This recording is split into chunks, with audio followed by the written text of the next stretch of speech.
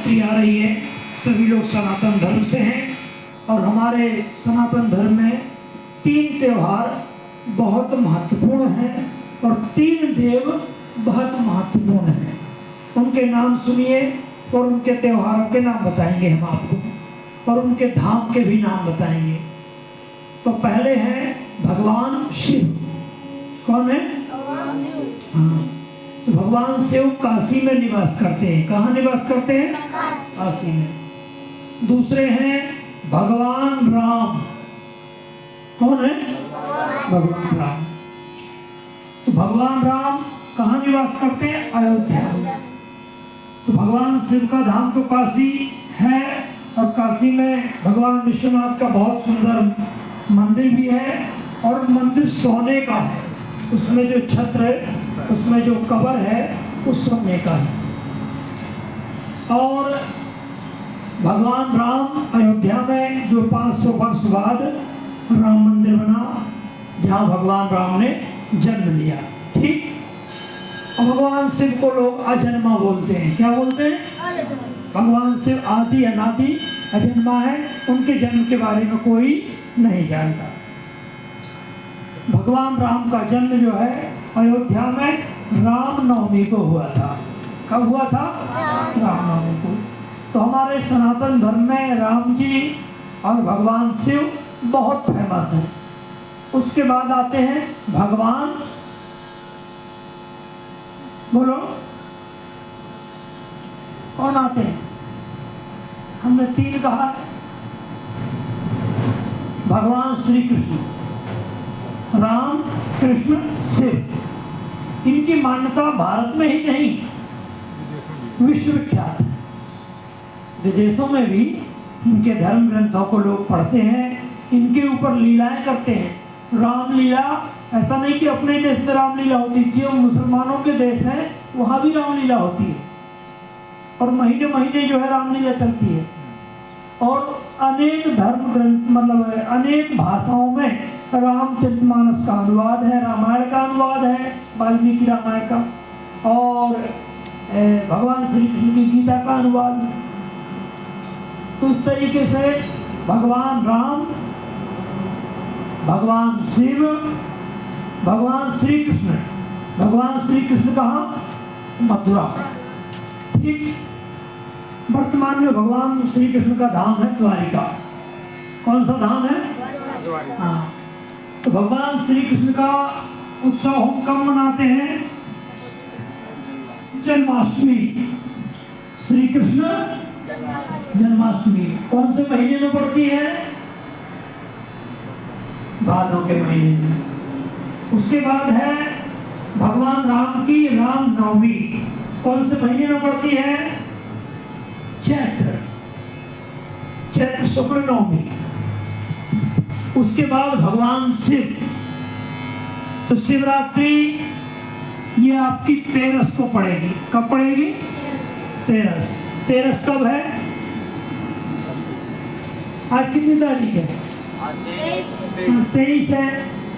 और 13 का मतलब है 13, जिसको क्या कहेंगे 13। तो उसमें से घटाइए आप, 13 में से 1 घटेगा तो क्या होगा? 12 में से 1 घटेगा क्या होगा? तो 13 कितनी तारीख को पड़ रही है? 26 को। तो 12 हो गई 25 को, और 11 हो गई 24 को, और 10वीं हो गई 23 को। मतलब आज 23 तारीख है ना, तो आज 10वीं है। समझ में आ रही है आपको? हम लोगों को अपने सनातन धर्म के कैलेंडर को भी और पंचांग को भी समझते रहना चाहिए, क्योंकि हम पहले एक बार कह चुके हैं कि हमारे धर्म की आधी से ज़्यादा जानकारी हमको हमारे पंचांग से ही मिल जाती है। तो इस तरीके से इस समय महाशिवरात्रि आ रही है। सभी भक्तों को, सभी बच्चों को, छोटों को, बड़ों को महाशिवरात्रि की हार्दिक शुभकामनाएं, और सभी देशवासियों को हार्दिक शुभकामनाएं महाशिवरात्रि की। सभी से हमारा विनम्र निवेदन है, मां महाशिवरात्रि का त्योहार आ रहा है। सभी लोग धूमधाम से महाशिवरात्रि का त्योहार मनाएं। उसके बाद भगवान राम का त्योहार आएगा, रामनवमी। प्रयास करें रामनवमी भी बड़े धूमधाम से मनाएं। चैत्र के नवरात्र से हमारा पहला दिन जो होगा प्रथम, उस दिन हमारा होगा नया साल। क्या होगा? नया साल, नया वर्ष। और उसके 9 दिन बाद क्या होगा? रामनवमी। 9वें दिन रामनवमी। तो हमको इस बात का ध्यान रखना है, सनातन धर्म के हैं हम लोग, तो रामनवमी और नया वर्ष, इन दोनों को हम लोगों के यहाँ ऐसा सिस्टम बना दिया है कि ऑटोमेटिक हम लोग करते रहते हैं, लेकिन उसका ज्ञान नहीं है। नवमी का त्योहार हम लोग मनाते ही हैं, लेकिन कोई राम जन्म के तौर से ज्यादा नहीं मनाता, बर्थडे के तौर से नहीं मनाता। इसी तरीके से नया वर्ष हम लोग मनाते हैं भाई। उसी दिन से लोग जल डालने आ जाते हैं मंदिर में, नवरात्रि प्रारंभ हो गई, लोग पूजा पाठ करने लग जाते। सब कुछ पता है, सब कुछ हो रहा है, लेकिन जिस तरीके से जनवरी में जो नया साल धूमधाम से आप लोग मनाते हो, तो उस तरीके से उसकी मतलब है कि उसमें रुचि नहीं दिखाई गई, उसमें एक मतलब व्यवस्था नहीं बनाई गई। इस कारण से, क्योंकि हम लोगों ने अपना पंचांग पढ़ा ही नहीं। हम लोगों ने जब भी पढ़ा तो अंग्रेजों का दिया हुआ कैलेंडर पढ़ा, अंग्रेजों की व्यवस्था में हम रहे। उसके पीछे कारण है कि 200 साल तक हमारे देश में अंग्रेजों का शासन रहा, और उसके पहले 800 साल तक मुगलों का साम्राज्य रहा। तो विचार कर लीजिए, हम तो अपनी संस्कृति भूल ही गए। कुछ हमारी संस्कृति को कुचल दिया गया, कुछ हमारी संस्कृति को नष्ट कर दिया गया। लेकिन वो तो साधु संत महात्मा ब्राह्मण विद्वान और जो समाज के नेतृत्व करने वाले थे, उन्होंने मठ मंदिरों के माध्यम से अपनी संस्कृति को बचाया था। लोग कहते हैं कि मंदिर से क्या मिलेगा, मठ से क्या मिलेगा, लेकिन विचार करें, इन्हीं मठ मंदिरों से एक समय बहुत देश के लिए, राष्ट्र के लिए एकजुट करने के संदेश जाया करते थे। इन्हीं मंदिरों से, मठों से अनाथ गरीब बच्चों का पालन पोषण होता था।